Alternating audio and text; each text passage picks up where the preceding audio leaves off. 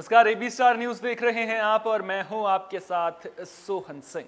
वक्त हो चला है अपना उत्तर प्रदेश का, जिसमें बात करेंगे यूपी की तमाम अहम खबरों की। आज से यूपी बोर्ड की परीक्षाएं शुरू हो चुकी हैं। यूपी बोर्ड की परीक्षाओं को लेकर यूपी के तमाम शहरों में सुरक्षा के पुख्ता इंतजाम देखने को मिल रहे हैं।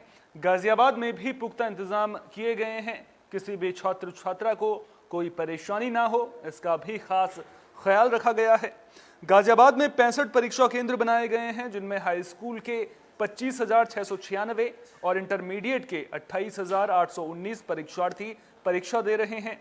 डीएम राकेश कुमार से मिली जानकारी के मुताबिक शांतिपूर्वक परीक्षा के आयोजन के लिए 4 जोनल मजिस्ट्रेट और 12 सेक्टर मजिस्ट्रेट तैनात किए गए हैं। इसके अलावा सभी परीक्षा केंद्रों पर स्टैटिक मजिस्ट्रेट भी तैनात किए गए हैं। इसके अलावा परीक्षाओं में नकल रोकने के लिए सीसीटीवी कैमरे और वॉइस रिकॉर्डर भी लगाए गए हैं। जिला विद्यालय निरीक्षक कार्यालय में कंट्रोल रूम बनाया गया है, जहां सभी केंद्रों की वेबकास्टिंग की जा रही है और इसकी मॉनिटरिंग के लिए अपर नगर मजिस्ट्रेट द्वितीय को प्रभारी अधिकारी नामित किया गया है।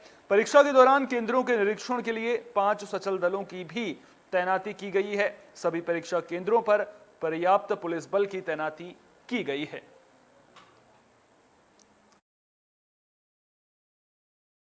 माध्यमिक शिक्षा परिषद की 2022 की बोर्ड परीक्षा आज 24 मार्च से प्रारंभ हो रही है। यह परीक्षा जनपद के कुल 65 परीक्षा केंद्रों पर संपन्न हो रही है, जिसमें टोटल जो हमारे परीक्षार्थी प्रतिभाग कर रहे हैं उसमें हाई स्कूल में 25,696 और इंटर में 28,819 परीक्षार्थी सम्मिलित हो रहे हैं।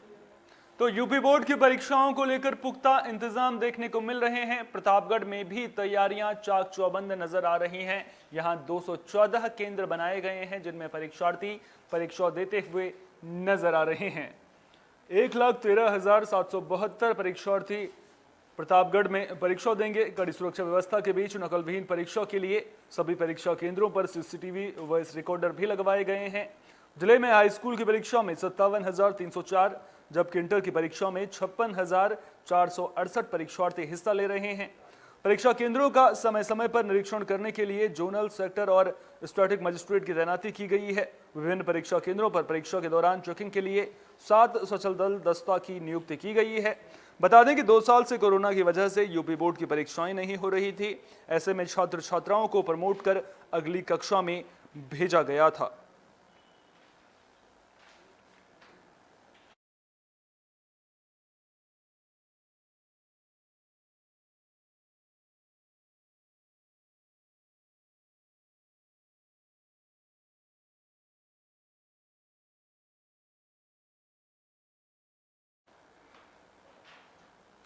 तो यूपी बोर्ड की परीक्षाएं नकल विहीन हों, इसके लिए प्रशासन ने पूरी तैयारी कर ली है। बाकायदा सीसीटीवी कैमरे लगाए गए हैं, मॉनिटरिंग की जा रही है। साफ संदेश है कि इस बार परीक्षा में नकल बिल्कुल नहीं चलेगी। बरेली में भी यूपी बोर्ड की परीक्षाओं को लेकर पुख्ता तैयारियां नजर आ रही हैं। सुबह 6 बजे से ही छात्र छात्राओं ने कॉलेज पहुंचना शुरू कर दिया था। जिले में 129 परीक्षा केंद्र बनाए गए हैं। प्रशासन का मकसद नकल विहीन परीक्षा कराना है, जिसको लेकर उचित कदम भी उठाए गए हैं। बता दें कि यूपी बोर्ड की परीक्षाएं 12 अप्रैल को खत्म होंगी।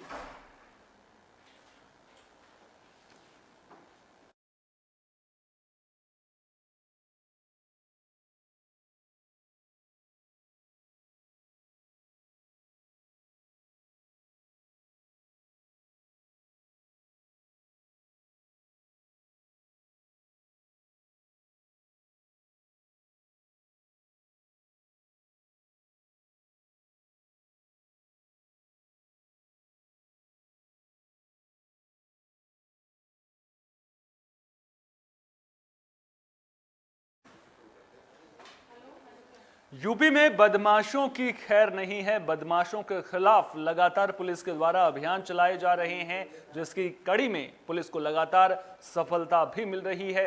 इसी क्रम में गाजियाबाद में भी पुलिस को बड़ी कामयाबी मिली है।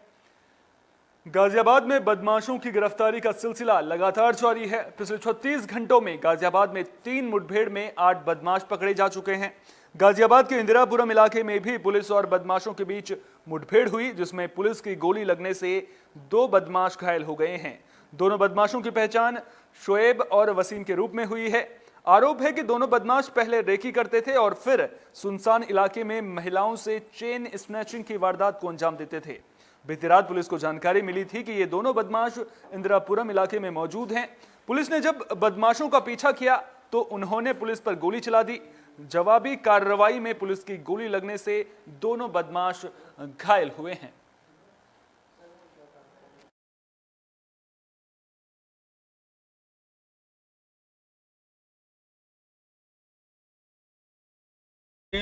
आज दिनांक इंदिरापुरम में थाना क्षेत्र में हिंडन बैराज के पास में दो अपराधियों के साथ इंदिरापुरम पुलिस टीम के साथ मुठभेड़ हुई है, जिसमें दो अपराधियों को चोटें आई हुई हैं, उनको हॉस्पिटल शिफ्ट किया गया है। बेसिकली ये 16 तारीख को कनौनी क्षेत्र में इन लोगों ने चेन स्नैचिंग की थी। वहीं गाजियाबाद से एक हैरान करने वाला मामला सामने आया है। दरअसल एक शख्स का अपनी पत्नी से विवाद हो गया था और विवाद के बाद इस शख्स ने अपनी 6 और 11 साल की 2 मासूम बच्चियों पर चाकू से हमला कर दिया। इस घटना के बाद इलाके में हड़कंप मच गया। भागने की कोशिश कर रहे आरोपी को लोगों ने पकड़कर पुलिस के हवाले कर दिया है। वहीं दोनों बच्चियों को इलाज के लिए जीटीबी अस्पताल में भर्ती किया गया है। मामला लोनी बॉर्डर थाना इलाके के टीला शाहबाजपुर इलाके का है। आरोपी का नाम सतवीर है, जो शराब का आदी है।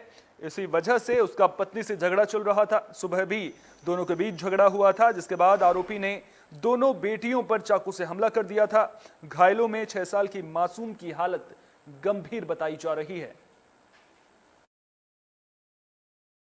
मुझे तो पता ही नहीं, पर बच्चे बता रहे, मेरी लड़की बता रही बड़े वाली चाकू था।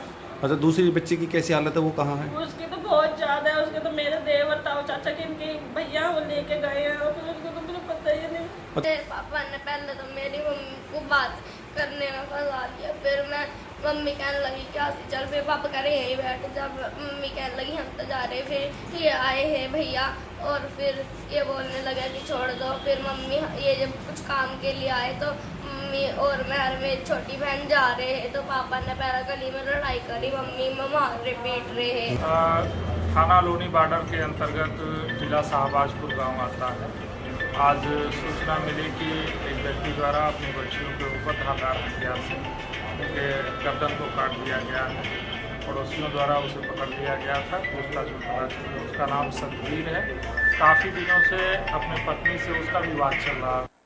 मुजफ्फरनगर से भी एक हैरान करने वाला मामला सामने आया है। दरअसल सरकार इस उम्मीद के साथ ये सोचकर सरकारी अस्पतालों का निर्माण करवाती है कि जो गरीब जनता है उसे प्राइवेट अस्पतालों के चक्कर नहीं काटने पड़ेंगे, प्राइवेट अस्पतालों में अपनी जेब ढीली नहीं करनी पड़ेगी। लेकिन सरकारी अस्पतालों की जो हालत है उसके बाद कई सवाल जरूर खड़े हो रहे हैं।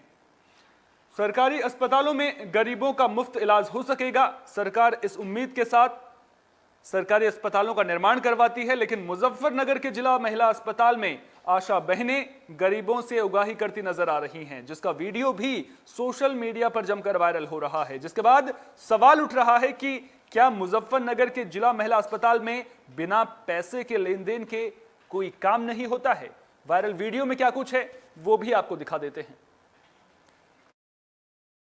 बता, तेरा रिश्तेदार लगा है डॉक्टर या हमारा लगा है जो फ्री करेगा? रिश्तेदार लगा है, नहीं लगा फ्री भी हो जा। सरकारी फ्री हो जा, तारीख से हो गया। अरे तारीख ले ले जो तेरा पर्चा और 1 महीने की तारीख मिला है, फ्री होगा। जो तेरे पे पर्चा है ना उस पर तारीख ले ले। हाँ तो फिर कहाँ थी तारीख दिखा? मैंने परसों आए थे हम। वो लिखा हुआ सिर्फ तारीख वहाँ मिला है। अल्ट्रासाउंड थी, अल्ट्रासाउंड लिख दिया डॉक्टर ने, उसके बाद तारीख लेनी पड़े। वहीं गाजियाबाद से दिन दहाड़े लूट का मामला सामने आया है। आपको बता दें कि लूट की वारदात को अंजाम देकर बदमाश फरार हो गए हैं। करीब 6 लाख रुपए कीमत का सोना और करीब 4.5 लाख रुपए नकदी लूटकर बदमाश फरार हो गए। मामला कविनगर थाना इलाके के आरडीसी मार्केट का है। दरअसल जिस दुकान में चोरी हुई है वहां सोना गिरवी रखकर कैश लोन दिया जाता है। जानकारी के मुताबिक दिन दहाड़े कुछ बदमाश दुकान में दाखिल हुए और लूट की वारदात को अंजाम देकर फरार हो गए। फिलहाल पुलिस मामले की जांच में जुट गई है।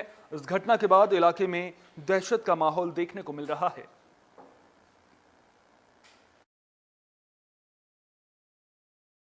ये आरडीसी क्षेत्र में यहाँ पे ये शॉप है 24 कैरेट। ये गोल्ड को जो है पुराने गोल्ड को खरीदना और बेचना या ब्याज पे लेने वाला काम करते हैं। तो इनके द्वारा ये सूचना दी गई। तकरीबन 3:15 बजे के आसपास 2 लोग आए थे जिन्होंने बलपूर्वक इनसे चाबी ली और अलमारी में जो भी वैल्यूबल्स रखे थे वो उसको लेके फरार हो गए। गाजियाबाद के साहिबाबाद में एक युवती ने जहर की गोली खाकर सुसाइड करने की कोशिश की और इतना ही नहीं, सुसाइड की कोशिश के दौरान युवती ने एक वीडियो भी बनवाया जो अब सोशल मीडिया पर जमकर वायरल हो रहा है। युवती के परिवार का आरोप है कि होली से पहले युवती के घर में कुछ लोग दाखिल हुए और महिलाओं के साथ बदतमीजी की, लेकिन मामला मारपीट में दर्ज होने के बावजूद आरोपियों पर कोई कार्रवाई नहीं हुई। वहीं पुलिस मामले में जांच की बात कह रही है। फिलहाल युवती को अस्पताल में भर्ती कराया गया है। जानकारी के मुताबिक जब युवती सुसाइड की कोशिश कर रही थी उस वक्त उसने अपने मामा से वीडियो बनवाया था।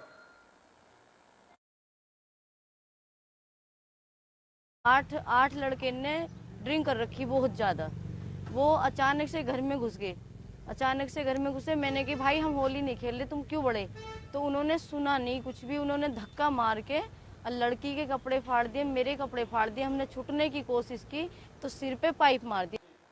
आगरा में बदमाश बेखौफ नजर आ रहे हैं। मामला होली के दिन का है जब कुछ बदमाश एक घर में घुस गए और मारपीट की वारदात को अंजाम दिया। तो आगरा में दबंगों के हौसले बुलंद नजर आ रहे हैं। ताजा मामला मलपुरा थाना इलाके का है, जहां होली के दिन पड़ोस में रहने वाले दबंगों ने घर में घुसकर परिवार के साथ मारपीट की। इस घटना में महिलाएं, पुरुष और बच्चे घायल हुए हैं।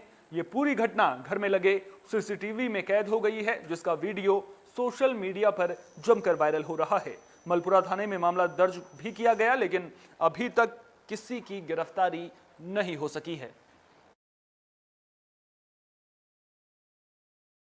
हमारे सामने वालों ने, मतलब पड़ोसियों ने? हाँ, पड़ोसी ने। हुआ था 1 साल पहले उन्होंने, उनका लड़का हमारे घर पे कूदा था, हमारी लड़की के साथ छेड़खानी की थी, तो उसके रंजिश अब होली पे निकाल गया उसे। 18 तारीख को धूल वाले दिन इन लोगों ने मारपीट की। हमारे पड़ोसी है, सामने रहते हैं। उन्होंने सुबह से प्लानिंग बना रहे थे, वो पिका के घूम रहे थे। इस साल देश भर में होली की धूम देखने को मिली, लेकिन कानपुर में होली का जश्न अभी भी मनाया जा रहा है। और आखिर होली का ये जश्न अब तक क्यों मनाया जा रहा है, इसका इतिहास जुड़ा है स्वतंत्रता संग्राम से। तो इस साल देश भर में होली के जश्न की धूम देखने को मिली, लेकिन कानपुर में रंगों की खुमारी अभी भी लोगों के सर चढ़कर बोल रही है। होली के बाद भी यहां धूम देखने को मिल रही है। दरअसल क्रांतिकारियों के इस शहर में एक हफ्ते तक होली मनाने की परंपरा स्वाधीनता संग्राम की एक घटना से जुड़ी है। दरअसल कानपुर में होली मेला अंग्रेजी हुकूमत की हार का प्रतीक है। दरअसल साल 1930 के आसपास इस शहर में 7 दिनों तक होली मनाने की परंपरा शुरू हुई थी।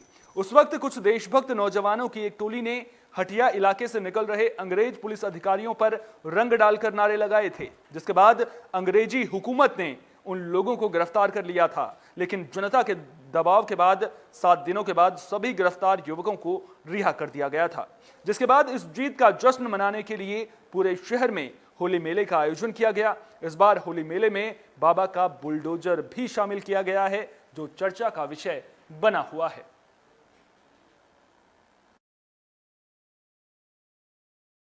बलिदान दिवस भी है और कानपुर का हटिया होली गंगा मेला भी है। सन 1942 में देश आज़ाद नहीं हुआ था। देश आज़ाद हुआ 1947 में, लेकिन हटिया वालों ने सन 1942 में आज़ादी का जश्न मनाया था। उसी की यादगार में प्रतिवर्ष हम लोग गंगा मेले का आयोजन करते हैं। सबसे पहले तो ये एक ऐतिहासिक रूप से मनाया जाने वाला पर्व था। खास तौर पे हटिया होली जो है उसको आज शहीद दिवस भी है और क्रांतिकारियों की जो इस पृष्ठभूमि पर बनाने वाला पर्व है। आज गंगा मेला के लिए भी हम लोगों ने पूरी तैयारियां की हुई हैं।